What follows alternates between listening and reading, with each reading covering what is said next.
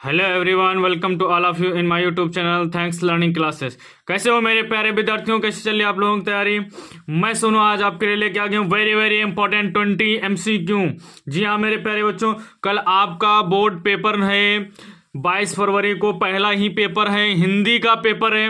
अगर आप भी कक्षा 10 में हैं तो प्यारे विद्यार्थियों वीडियो जरूर देखें, क्योंकि आपके लिए बिल्कुल सेलेक्टेड 20 MCQ इस वीडियो में लेके आए हैं और बिल्कुल उसी फॉर्मेट में है जिस फॉर्मेट पे बोर्ड पेपर आना है। तो बिल्कुल निश्चिंत रहें और ये 20 MCQ यहाँ से जरूर तैयार करके जाएं।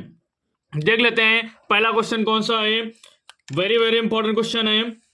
हिंदी गद्य का आविर्भाव कौन सी शताब्दी में हुआ?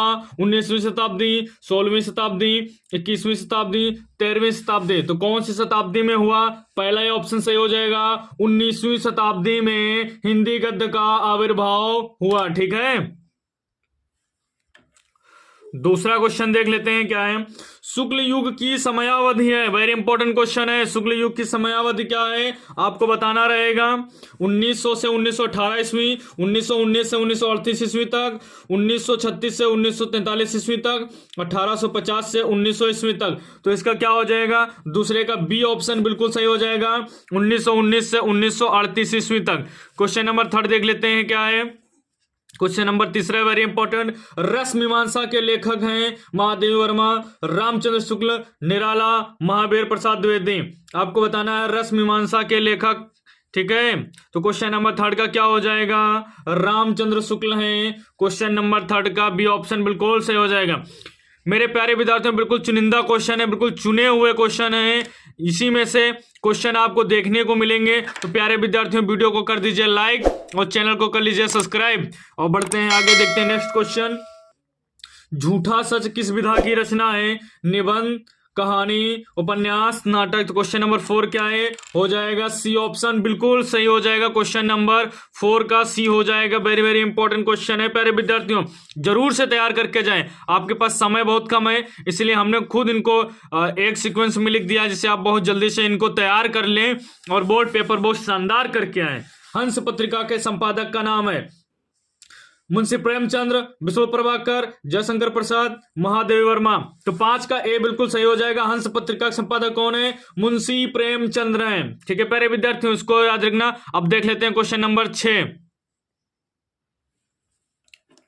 क्वेश्चन नंबर 6, रस, अलंकार, छंद, नायक, नायिका आदि के उदाहरण में काव्य रचना को कहते हैं? रीति ग्रंथ, सगुण शाखा, निर्गुण शाखा, आधुनिक काल। क्या कहते हैं आपको बताना है। तो 6 का ए सही हो जाएगा।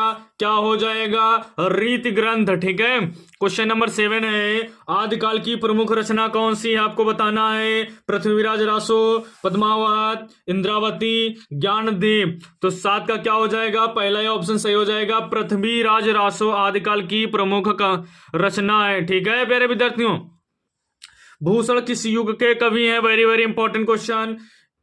पहला है आदिकाल, फिर रीतिकाल, भक्तिकाल, आधुनिक काल। बताइए 8 का क्या हो जाएगा? तो भूषण जो है, भूषण कवि कौन है? रीतिकाल के हैं। ठीक है ना, भूषण कवि किस युग के हैं? रीतिकाल युग के हैं। क्वेश्चन नंबर 9 है, प्रिय प्रवास की कथा पर आधारित है, इसमें बताना है। तो इसका आंसर क्या हो जाएगा? गणेश, मीरा, शिव, कृष्ण। तो 9 का क्या हो जाएगा? श्री कृष्ण। ठीक है, क्वेश्चन नंबर 10 है, वेरी इंपॉर्टेंट है। राम की शक्ति पूजा के रचनाकार हैं? सूर्यकांत त्रिपाठी निराला, महादेवी वर्मा, रामधारी सिंह दिनकर, सुमित्रानंदन पंत। तो 10 का क्या हो जाएगा? ए ऑप्शन बिल्कुल सही हो जाएगा। मेरे प्यारे विद्यार्थियों क्या हो जाएगा? ए हो। किस रस को रसराज कहा जाता है? हास्य, श्रृंगार, वीर, शांत। तो क्या हो जाएगा? क्वेश्चन नंबर 11 का आंसर हो जाएगा बी बिल्कुल सही हो जाएगा। क्या हो जाएगा? श्रृंगार बिल्कुल सही आंसर हो जाएगा। क्वेश्चन नंबर 12 है, वेरी इंपॉर्टेंट है। अलंकार का शाब्दिक अर्थ है आभूषण, आकर्षण, सौंदर्य, प्रकृति। क्या हो जाएगा? 12 का ऑप्शन बिल्कुल ए सही हो जाएगा। अलंकार का शाब्दिक अर्थ होता है आभूषण। ठीक है मेरे प्यारे भाइयों दोस्तों, क्या हो जाएगा? अलंकार का शाब्दिक अर्थ हो जाएगा आभूषण। क्वेश्चन नंबर 13 है, रोला छंद में रोला छंद में कुल कितने चरण होते हैं? 3, 2, 4, 5, तो 13 का क्या हो जाएगा? 13 का सी ऑप्शन बिल्कुल सही हो जाएगा। रोला छंद में 4 चरण होते हैं, इसको याद रखिएगा। क्वेश्चन नंबर 14 है पर्यावरण शब्द में प्रयुक्त उपसर्ग है, तो क्या हो जाएगा? पर्यावरण परिप्रा क्या हो जाएगा इसमें से? तो 14 का सी ऑप्शन बिल्कुल सही हो जाएगा, परि। ठीक है ना, पर्यावरण शब्द में प्रयुक्त उपसर्ग क्या है? परि है।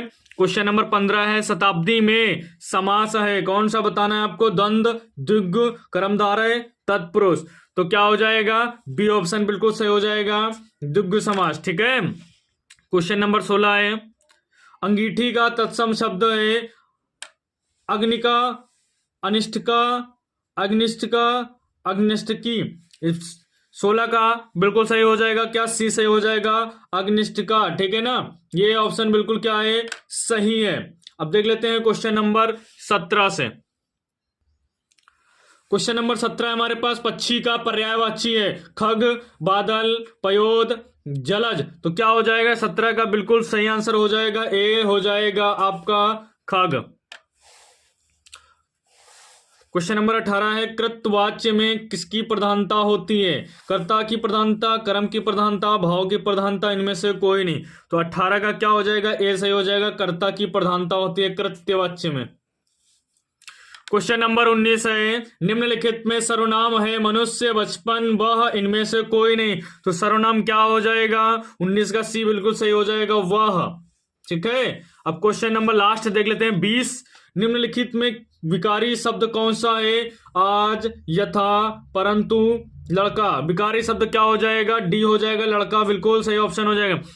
तो ये आपके लिए वेरी वेरी इंपॉर्टेंट 20 MCQ है। उम्मीद है दोस्तों ये वीडियो पसंद आया होगा। तो मिलते हैं नेक्स्ट वीडियो में, तब तक के लिए टाटा बाय बाय, जय हिंद।